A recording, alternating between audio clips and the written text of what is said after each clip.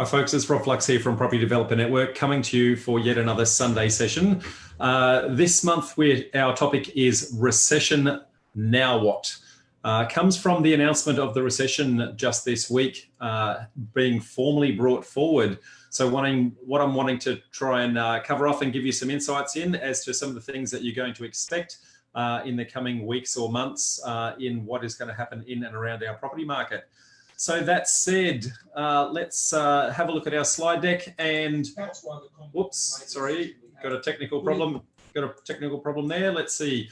Okay, firstly, I want to say due to the nature of what I'm talking about, I don't have an AFSL license, so this is general information and not specific for yourself. So please make sure that you get your own individual advice. That said, as I said, the recession was formally announced this week. It was actually announced quite early in the process. Technically, we're meant to have 2 negative quarters in a row, which doesn't actually trigger until the end of the July quarter. Sorry, I should say the end of the June quarter, my humble apologies. And then even then, whilst it's technically qualified at that point, it generally takes them about 4 to 6 weeks to actually calculate the math and actually work out that we're formally in a recession before it actually gets triggered. That said, Josh Frydenberg got on the front foot this week and formally announced that it is inevitable that we're going to be in a recession, something that I've been predicting now for about 10 weeks, is that they were going to be doing, I guess, announcing the recession, but he's brought it forward to try and, I guess, stop a lot of the media hype and get in early, I guess, before everyone sees all the really dire unemployment records and all that sort of thing, which haven't yet hit, and they know it's actually going to hit. What is really, really interesting out of this process, and something to be very cognizant of, folks, is that the first quarter out of this was the March quarter. That showed only a 0.3 drop in the GDP, which sounds like it's really, really minimal. But what's really important to note is that this was well before COVID actually got formally announced as a pandemic. And we actually started slowing down, I guess, almost straight away. And we're only really officially about 1 week's worth of actual formal lockdown in that whole process. So the June quarter, which has not yet hit us and not formally hit us, that has not yet been announced, but they're predicting anywhere up to a 10% drop in GDP, which is really massive and some significant impacts on our economy and I guess unemployment going down and a whole bunch of things like that. So I guess we're in for a little bit of pain, and what Josh has tried to do is, or what the Treasurer has tried to do, is get on the front foot and quell a lot of the hype that the media tends to do and get in early before everyone starts to go burko. So that said, let's have a look. Unemployment rate is the key to the whole process here. And I've taken a couple of snippets that I've highlighted specifically. So ABC News has reported that officially our jobless rate is showing at 700,000 being unemployed. That's largely because the JobKeeper package is keeping a whole bunch of those people alive. Without those people, our labour underutilisation rate is around the 20% mark. So that's more than 2 million people either unemployed or underemployed. And if it wasn't for the JobKeeper and JobSeeker packages, we would be in a world of pain. Now, this is something I've been reporting on for quite some time. So let's have a look at it here in a little bit more reality. So this is where we currently are. So this down here, this mark right here is where we have our official report. So we're at about the 6.1% unemployment rate. And you see I've drawn a dotted line here. And that is because we're projected to get up towards the 10% mark. So these are the official unemployment rates. The challenge that we've got with these is that the definition of unemployed is a little bit sketchy, for want of a better word, because you have to actually have been unemployed for 4 weeks before you officially hit the rankings.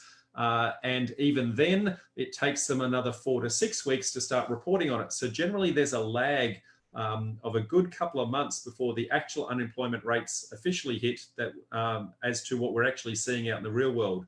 So it's projected to hit that 10% mark. What is really interesting is this orange line here, which is the underemployment mark. This is the people that have been kept alive by JobKeeper. They have a number of hours that they could be working but aren't working for a variety of reasons. These are airline pilots that are stacking shelves and those sorts of people where they're not really doing what it is that they could or should be actually engaged to be doing. So when we look at all of that together, we're up around the 20% underemployment mark. Now, where will this actually land? We're not really sure until we get until next month, and even then it's, as I said, 4 to 6 weeks lag behind. So the inevitable impacts on our economy. Well, there's going to be less people out and about spending money. That has definitely been, I guess, the case up until now. And I think there's a false sense of security that we've got, that now we're starting to be let out that this is instantly going to come back, and it will come back, but it's not going to be as instant as what we would like to think. And that's kind of what I'm trying to highlight today. Small businesses that employ people can and will struggle with limited incomes because they haven't got everyone. It's going to take some time for people to ramp into full employment again. And even then, people are not spending to the same habits that they have been spending to date. So if small business is not receiving the income, they're going to struggle to re-employ people. So that's going to take some time to do.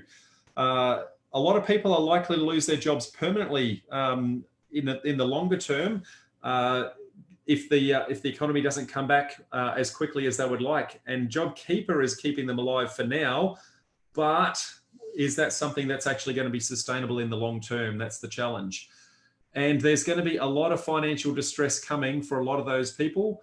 And because there's financial distress coming, we're quite fortunate that we've had the bank moratoriums and the like that are stopping, I guess, the direct impact of that right this very moment. But the reality is that there's going to be less people with income, so therefore less people able to borrow money. And given that there's less people able to borrow money, then inevitably that means there's less people actually out and about in the property market. So, that's going to make it very challenging for us when we put properties on the market, if there's less people there to actually take it off our hands. Now, having said that, one of the indicators as to whether or not people will be spending money is the Consumer Sentiment Index. And if we have a look here at the Consumer Sentiment Index, this is where it was all the way back in the Australian recession. This is where it was at the GFC, and you can see that it was well below the GFC levels previously, but it's now actually in recovery mode. But it's not actually back into the, hey, we're spending range, but it's getting close. So people are starting to get confident. And the reason why they're getting confident is because they're actually being let out and able to go to pubs, clubs, restaurants, that sort of thing, even though in relatively minor numbers.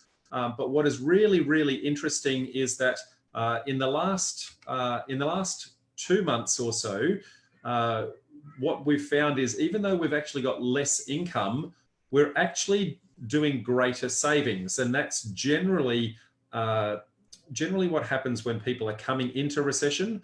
They're trying to build up a nest egg, and they only spend what is absolutely mandatory, and they tend to not spend so much on the discretionary side of things. What we're seeing here with this Consumer Sentiment Index is the fact that we've been kind of trapped for a little while, and people are kind of going out and kind of letting their hair down, for want of a better word, in this short little period, just to try and break the shackles of the fact that we've been stuck for some time.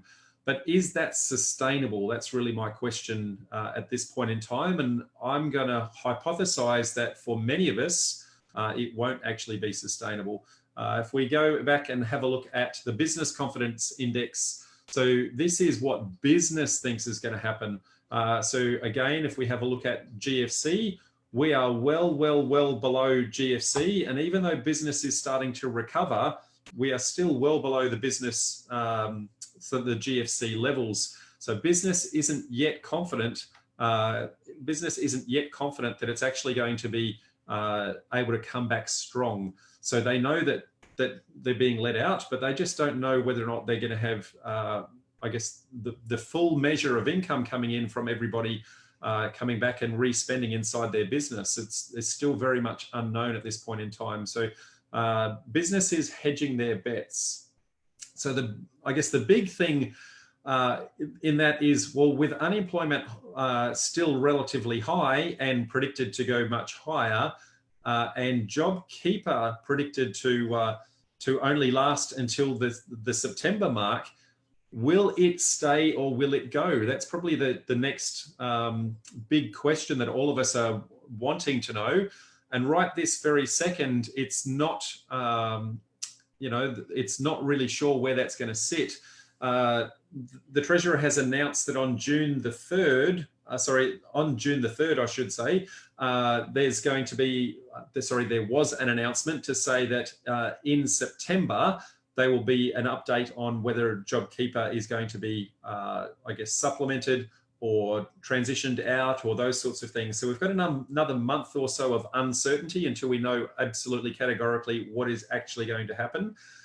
However, he has indicated in previous discussions that it is unlikely that JobKeeper is going to stay.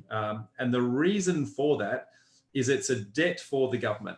Now, it's a debt for the government that the government can't fund from income. Now, the only way the government actually earns income is tax. So if we are propping up people that are unemployed, then those people are not able to pay tax, which means that we're kind of propping them up with money that can't actually be repaid. So my prediction is that, I'm calling that a handout, giving them the JobKeeper status and unemployment benefits. Instead, I think we're actually going to transition to a hand up. Now, a hand up is going to be very, very different. A hand up is not giving them money to stay unemployed, but rather spending money in the economy to create a whole bunch of infrastructure projects and a whole bunch of incentives to create jobs. Now, when the government spends money in that particular way, jobs are created. When jobs are created, that means there are people that can be taxed to actually pay the incentives back. So it's kind of a net neutral effect in the longer term. So it's much more likely that JobKeeper will not be extended, or if it is extended, it will be certainly ratcheted down quite significantly. And as a result of that, we're going to see a heck of a lot more infrastructure projects and incentives in a whole range of industries that are actually going to come out. Now, obviously, we care about the ones in the property industry, but I think they're going to be plenty coming out. What is really interesting is that in this same speech on the 3rd of June, he indicated that there's going to be a range of measures that they're going to announce in that September announcement. And tax reforms are certainly one of those things that are actually on the agenda. I guess Liberal government has been pushing for some time that they wanted to drop tax rates for businesses to try and encourage them. They've been trying to do that for eons, and the Labor government has always been resistant. However, I think this particular time, because both sides of Parliament are being a little bit bipartisan in trying to get the economy recovered again, I think there's a little bit more chance of that actually getting across the line. So watch this space with regards to tax reforms coming out, especially in and around small business, is kind of my prediction. Now, having said that, property is actually Australia's biggest employer completely in Australia. So there's 1.4 million jobs in and around property, according to the Property Council of Australia, which is much larger than both mining and manufacturing combined. So there's a massive amount of people in and around that industry. And because of that, sorry, I've just lost the camera here. Give me 2 secs while I just turn that back on.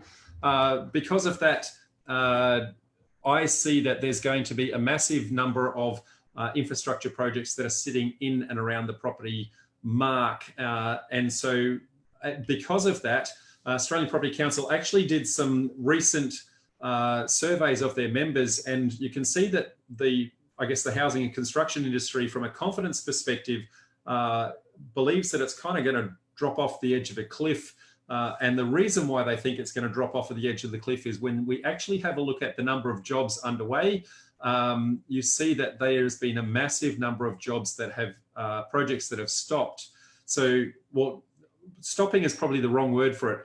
The projects that were underway continued, but no new jobs were actually brought up. So people, because they were so uncertain about the market, they didn't lock in other projects that had been previously approved with building approvals and development approvals in place. They just didn't pull the trigger on construction. And so the pipeline of work inside the construction industry is about to drop off the edge of the cliff.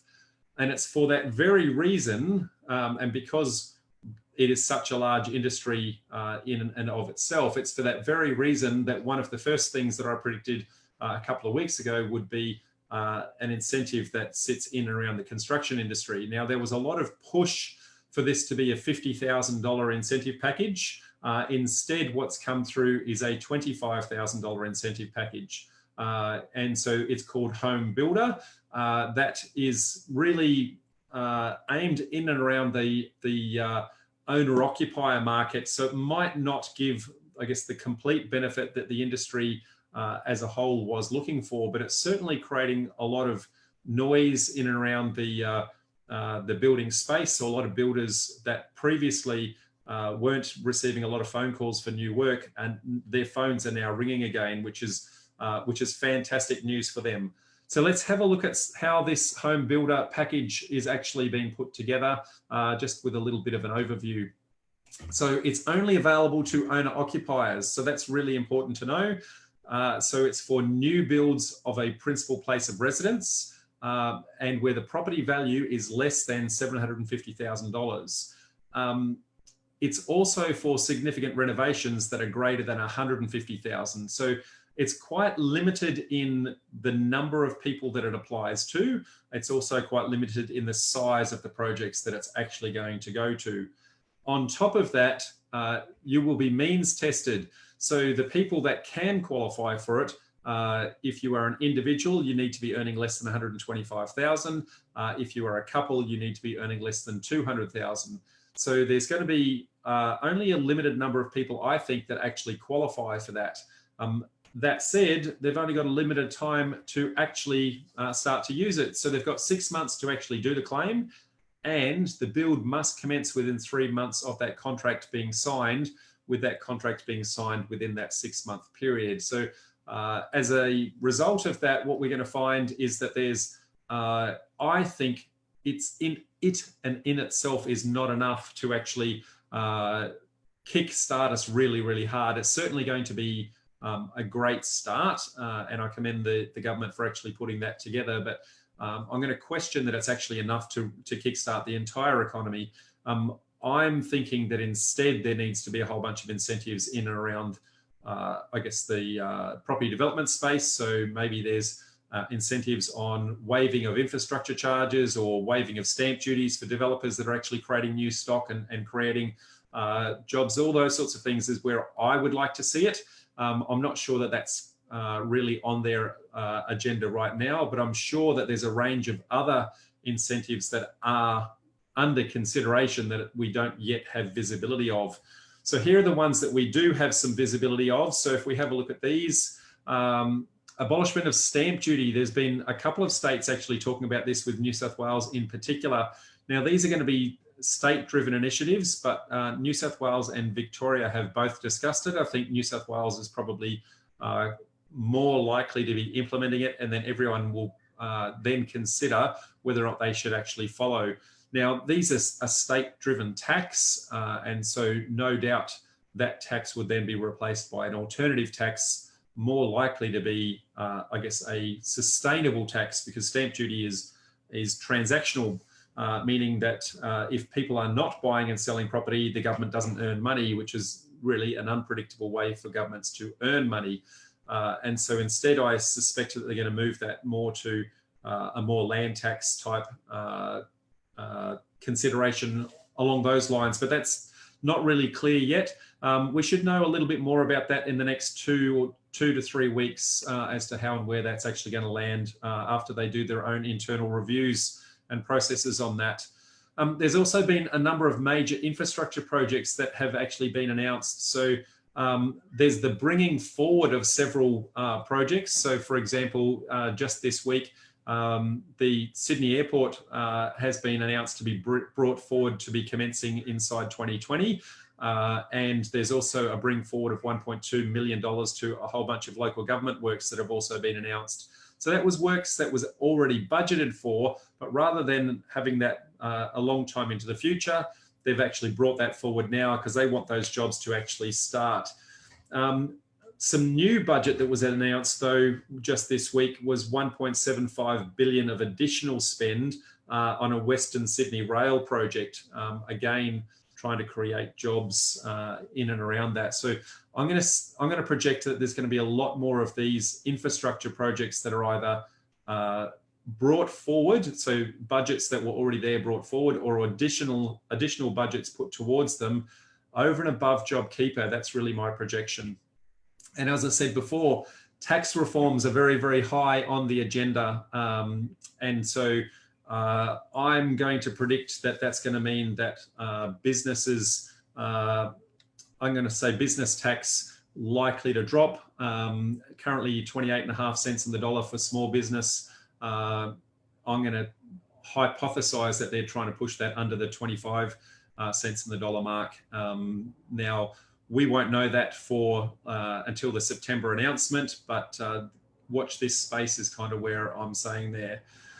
Now, I've been doing these Sunday sessions for close to a year, but in this last little period, specifically as we're coming into COVID, we've been, every single week I've been giving a market update and how and what has actually happening. And I've been trying to use my crystal ball to actually predict into the future. So let's have a look at my crystal ball and see how I've actually been tracking with some of my predictions so far. And there's a couple of the predictions that I've predicted that haven't yet come true, but the question will be, am I right? And if so, when will it happen?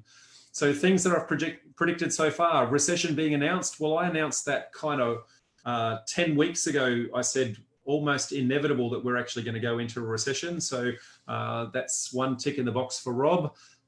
Property market softening with both sales and listings. Well, that happened almost instantaneously. So that has certainly happened. Predicted the lockdowns were actually going to happen. I also predicted the initial government stimulus packages were actually going to go out there.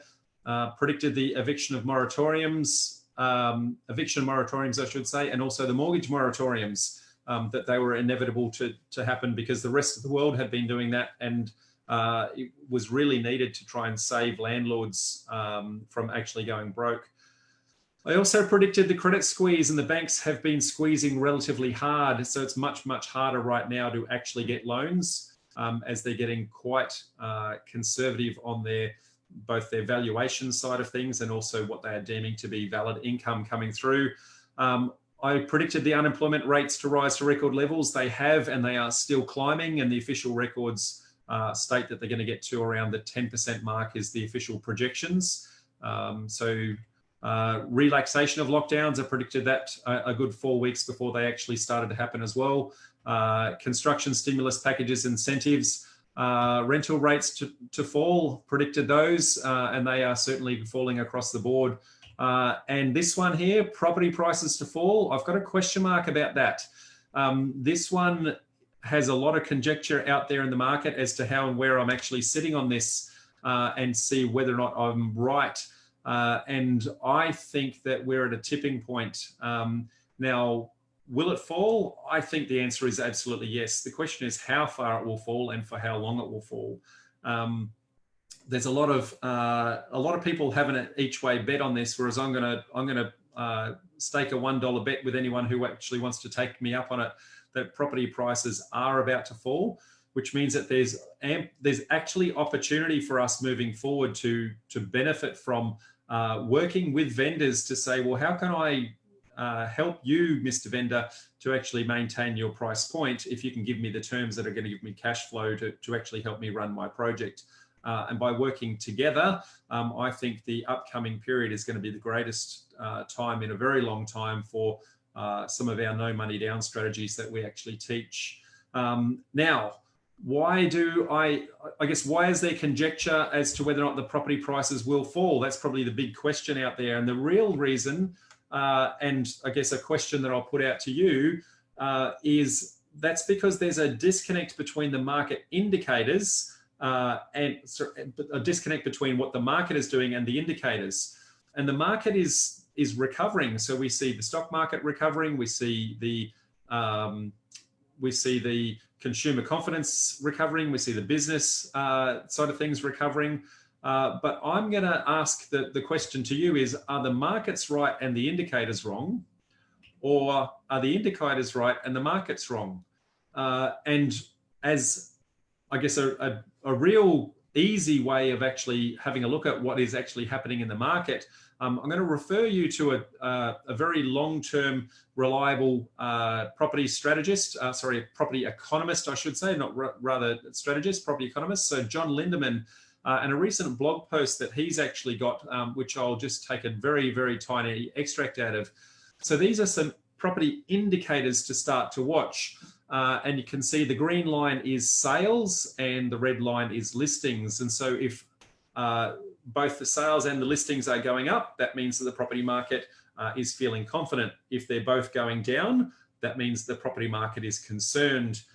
If the listings are going up and the sales are going down, that means that we're in a crashing market.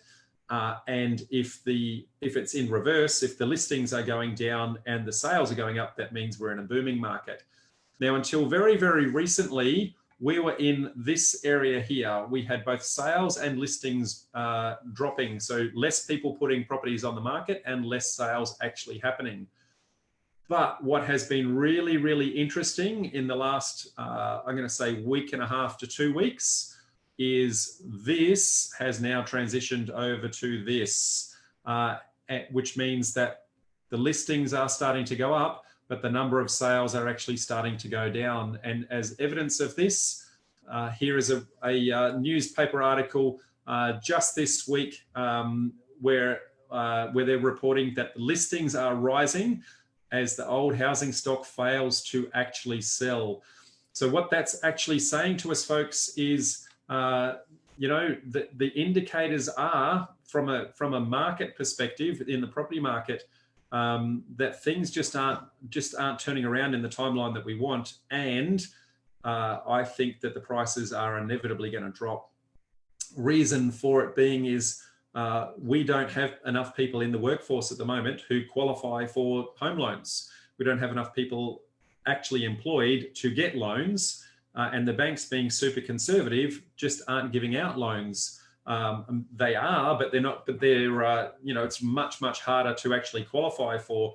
And as a result, there's just less people out there physically able to purchase. And with less people physically able to purchase, and some people starting to get into financial challenges, we're going to start to see more properties come on the market with people proactively selling. And I say proactively, so these people have been very consciously aware of the fact that, hey, I'm unemployed, hey, I've got a mortgage moratorium in place right now, but that mortgage moratorium is going to run out in a couple of months' time. So if I proactively list right now, then I may be able to maintain my sale price.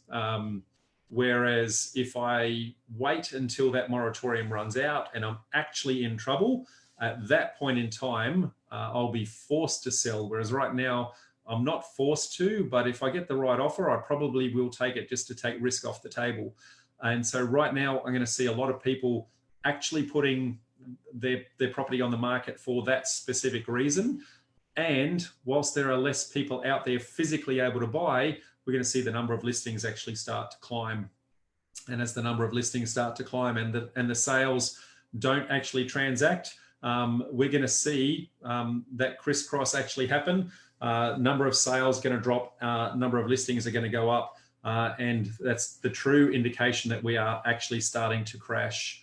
And because of that, I'm predicting that there are going to be, I guess, a massive number of buying opportunities coming up. So anyone who is prepared, and I've been saying for a good 10 weeks now to get prepared, but for anyone who is prepared, there is going to be ample opportunities to buy well if you're cashed up. And buy creatively if you know how to do no money down deals, and work with the vendors who are distressed and see if you can actually help them.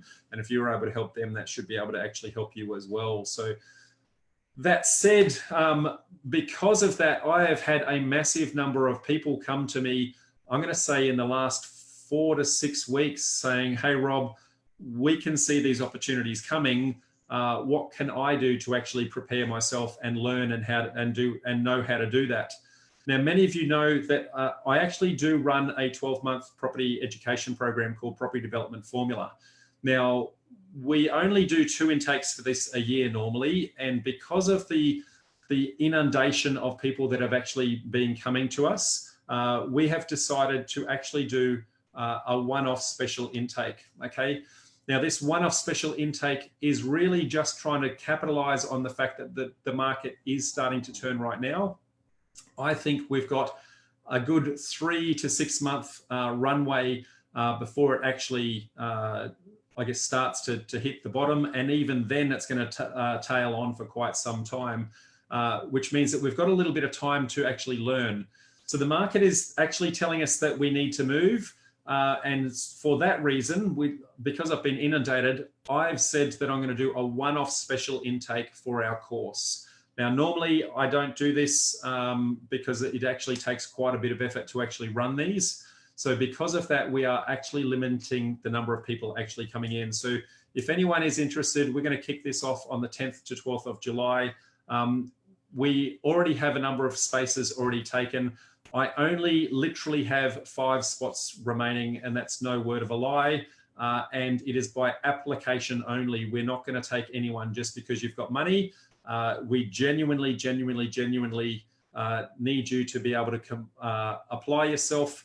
And in applying yourself, I need to make sure that you've actually got the time and the commitment to actually put into this, because it's going to take a lot of extra resources for me to actually help you along the way. So with that said, if anyone is interested, please click on that link before. I'll actually post into the question answer, sorry, into the Facebook menu, that link for anyone who is interested. But at this point, I'll go over to the crowd and see whether or not there's actually any questions coming through. So just give me 2 seconds while I drag that across and see if we've got any questions. So, okay, who can I see sitting in here?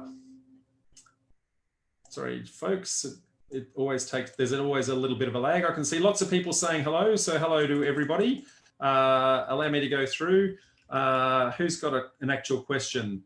So Siba says, that's what I said about a month ago. So Siba, as I didn't see specifically what comment you were talking to, I'll say congratulations for also predicting the future. Siba's saying remove infrastructure charges. Well, that's going to be on an individual council level. So infrastructure charges have different names in different states. So sometimes they're called council contributions, but that's really dictated at the council level. Whether or not the councils are actually going to do that en masse, or whether or not the state government is actually going to take some initiative and I guess push down and tell the local governments that they need to take that on. I would really like to see state governments take that initiative. I suspect not. I suspect that it will be individual councils that are doing that proactively because they want to see their particular area grow, because maybe their area is struggling on an individual basis. Rachel says, good thinking, Rob. Love those ideas. Wave stamp duty and infrastructure kickstarting. Thank you, Rachel. Appreciate that. Kay Wong says, hi, Rob. Was there anything that you predicted that didn't come true or not yet come true? Well, the not yet come true is the property market dropping, Kay. So I'm predicting we're right on the edge of that right this very second. That's going to have a very long tail. And the reason why it'll have a long tail is there's initially going to be people doing, I guess, listing properties proactively. And then there's going to be the people who actually genuinely get into mortgage stress. And the people who get into mortgage stress, they will take some time before their properties actually hit the market, because the banks will firstly start sending letters out saying default, and then they'll start the legal proceedings, and then they'll start the court proceedings. and then they'll actually start the reclamation process. And so that can take anywhere from 12 to 18 months for those in genuine hardship for those to actually hit the market. But anyone who is proactive will be starting to sell those very early in the process and take some money while they're in control rather than let the bank control the process. So Rachel says, you predicted a second stock market crash may be smaller than March 23rd, but a second dip nonetheless. It hasn't happened yet. What are your thoughts now? Rachel, I didn't actually predict there would be a second stock market crash. What I said was that the market was testing as to whether or not it wanted to recover or whether or not it wanted to fall. And so it was bumping along, trying to work it out. When you look at market indicators, if you actually study stock markets and candles and that, there are usually indicators to say whether or not when they reach certain levels, and there's a number of different methodologies, but Fibonacci curves are one of the ones that they actually measure against. When they reach certain Fibonacci levels, people tend to see if it breaks through, it tends to keep pushing. If it doesn't break through, then it tends to go the other way. And so it was testing it for a little while. I'm going to say that the stock market is going to inch its way back, but it's going to take some time. But as we are a property show, I'm less concerned about what happens in the stock market and more concerned about what's happening in the property market. So Michael is saying the markets are out of touch. Well, I don't think they're out of touch. I think it's more that as humans, we're a herd pack. And so when we all start drifting one particular way, then everyone starts to follow. And right this very moment, everyone's really happy with the fact that we're actually being let out. And so that's leading a charge of joyfulness and, yeah, let's go do some spending and go out to the pub and go to the restaurant. And so everyone's really happy that they've just been let out. And I think that little surge right now has not really hit the reality curve. And when reality sets in, I think that we're actually then going to start to potentially go the other way. So that's my prediction on that. Jesse says Q1 existing stock in the 500 to 750K range was less attractive due to grants and commutes to land estates being less of a concern in the short term. Sites in this area may arise. Not quite sure of what you mean by that question. I'm sorry, Jesse. Existing stock. Are you talking about a particular jurisdiction, a particular area, or I'm not quite sure what your reference is, but if I'm interpreting it correctly, what I would say is that the high end of the market will generally get hit first. So if you happen to be in blue chip stocks, they're probably going to get the first round of hits because those people tend to have stretched themselves financially a little bit more than the rest of us. If you're in blue collar areas, whilst you may get a hit, it's going to be a less of a hit. And so it's going to ratchet in between those levels accordingly. So I think that's what you're saying, mate, is to say in that 500 to 7K range, but I'm not 100% sure. You have got a second question. See if that gives me some insights into the first one. Are there any creative ways to market stock with cheaper builds to fall under sales home builder price limit, or possibly to remove elements from build contract legally? Okay, so I think what you're trying to say there, Jesse, is to say, given that there's a constraint on the value of the property at 750K, are there ways that we can actually creatively provide incentives for people to be buying house and land packages off of us if we're creating stock? So if you happen to be doing, so as a developer, we don't get those incentives to actually construct. So if we built a finished product, we wouldn't be able to pass that on to the homeowner.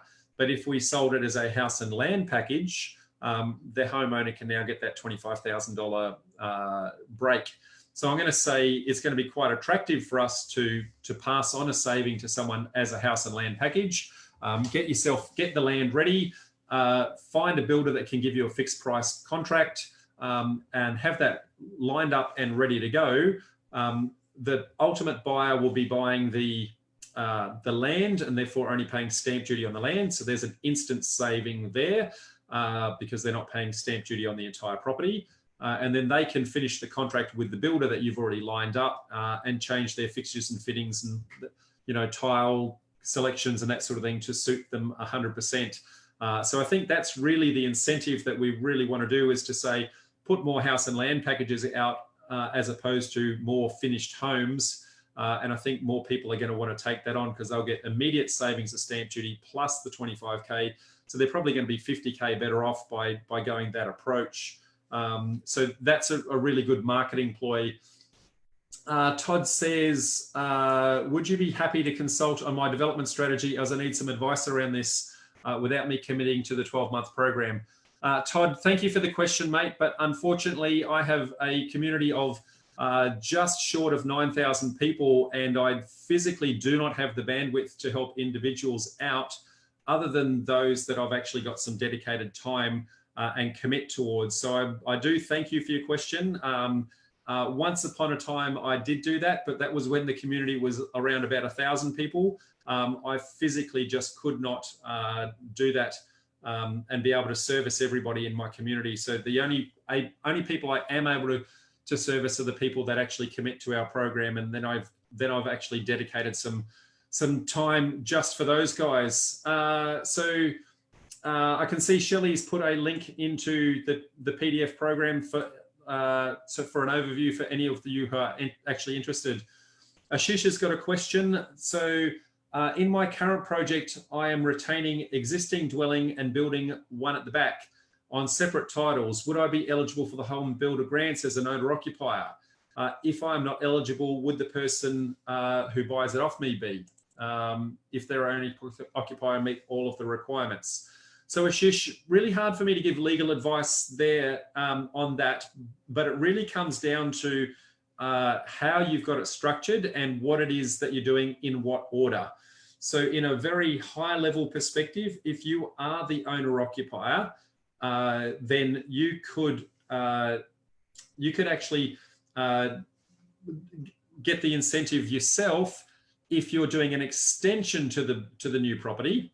But you couldn't do it for the second dwelling because the second dwelling would not be owner occupier. So granny flats and things like that just aren't included. And if you're doing a subdivision, then you are no longer owner occupier of that second one, and therefore you wouldn't get that. That said, if you are doing a subdivision, then the person who buys that second piece of land, if they are an owner occupier, they would qualify. So if you put together a house and land package for them, I think that would be the way forward for you, mate. But not knowing your exact circumstances, that's probably as general as I can get in that regard. Nicole says, what is waterfront property around 1 million to 1.2 on the Gold Coast now, hit by COVID or not? Nicole, it's impossible for me to know every little sub-market and sub-market niche around Australia. But I would say that as a generalization, that blue chip properties are going to be hit before the blue collar strategy. So if it's waterfront in that 1 mil to 1.2, that's not overly blue chip, but it is kind of nice. So I'm going to say it will probably be hit, but each sub niche, you really need to be a specialist in that one little area to know exactly how that's going to work. Okay, K Wong says, in my current project, the land is under my own personal name. What are your advice if I develop this land into multiple townhouses and want to sell it under the house and land package option? So Kay, again, really hard to give individual specific advice, but what I can say is it's not aimed for developers. And as a owner occupier, you would not be building townhouses. So I think it would be very, very challenging for you to actually qualify. That said, mate, I would highly encourage you to never, ever, ever, ever do a development project in your own personal name, because the risk in doing that in your personal name from an asset protection point of view is just crazy. I highly suggest that you talk to a very qualified lawyer that works with property developers about asset protection, and also talk to a qualified accountant with regards to tax minimisation, because I think if you're doing that in your personal name, there's a whole bunch of danger that you're sitting in front of, mate. So please, please, please go get some personal advice on that one. Michael says, low stock, more higher end, those prices in Mermaid Waters and Broad Beach Waters with renovation or building. Okay, so I think Michael is responding to the previous question of Nicole. So I'll leave that between those two. Ashish says, sure, thanks, mate, makes sense. You're welcome. Lynn says, is your prediction about house price drops? Yes, my prediction is that house prices are going to drop. The question is really how much and how long for, Lynn. That part is a little bit harder to predict. If I look at, and we really need to be looking at very short horizons on this stuff. Long term, we're talking about what they call a V recovery, which is straight down and then straight back up. Now, that's what pretty much the majority of the economists are actually talking about. But even that is going to take 2 years from where we are right now until we get back to that other side of the V. But in the shorter term, I guess we need to be looking more, a month ahead, 2 months ahead to see what's actually happening, because the indicators are changing that rapidly at the moment that we really need to be very conscious of what's happening. Todd says, thanks, Rob. Understood recommitments to the people in your program. No worries. Thank you, mate. Appreciate that. Okay, well, as I can't see any other questions coming through, I want to thank you all for your time once again, and we will see you again next Sunday for our next Sunday session, or alternatively, see you at either inside our Facebook group, or alternatively at one of our weekly meetups or monthly meetups that we hold almost weekly. How's that? One lucky last question, Lachlan, is Santa has just grabbed one at the very last second. Do you believe rental yields will fall, especially in Southeast Queensland? Mate, rental yields are dropping like flies at the moment, and it's largely because I guess a range of things. One, we can't evict people, and so if people aren't able to pay rent at the moment, the best thing that we can do is actually renegotiate rents, and so people are renegotiating and rents are dropping across the floor. And on top of that, because we don't have our borders open and tourism open and that sort of thing, pretty much all of the Airbnb stock has now flooded the market, and they're competing with normal traditional rentals. Those two things combined are causing rents to drop across the board. Now, will that happen a lot in Southeast Queensland? I'm going to say in pockets, absolutely. So if I was in the Gold Coast area where there's a lot of holiday Airbnb, absolutely, that's going to get smashed. If you're more in regional areas where tourism is less of an issue, then not so much. If you're in and around the Brisbane CBD, then it'll be impacted a little bit, but nowhere near as much as something like the Gold Coast, which is very touristy. So there's always markets within markets, so it's really hard to say 100% categorically this is what's going to happen everywhere, other than to say rental yields are dropping across the board, and it's just a matter of where you are as to how much that is. So that said, folks, I'm going to bid you all farewell. Thank you very much for hanging on to the very end, and I will see you next week on our next Sunday session. Bye for now.